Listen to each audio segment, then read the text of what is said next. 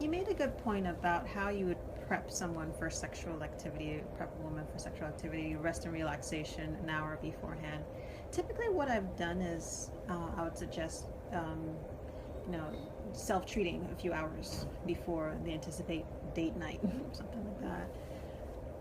Now, coming back to what you said about a certain sense of aversion that comes up for women, like knowing, okay, well, um, date night is coming up, and that anxiety starts to build up. Would would you advise against sort of a self-treating in a way that I would, like use a vibrator, use dilator beforehand, because that already can start to pique some anxiety, and then how would you sort of work that in? So when I hear about that, like that kind of reaction, that aversive reaction, immediately it says to me that the person feels out of control. So I would say you're doing something you don't feel comfortable with. So we need to take a step back.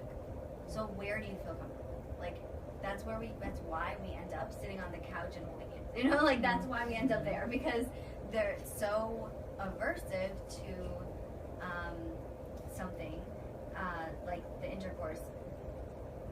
Really, they're not comfortable with it. And it's their body. I always say, like, anxiety has a purpose in your body. It's your way of saying, like, oh, you know, the fire alarm is going off, like, I better get out of here.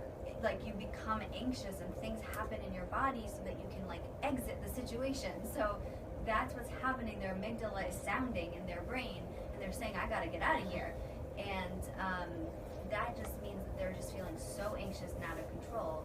And so that's why I would probably say to that person, if they're just feeling that aversive, that like they really probably are not ready mentally. It could be that their vagina is ready to have intercourse,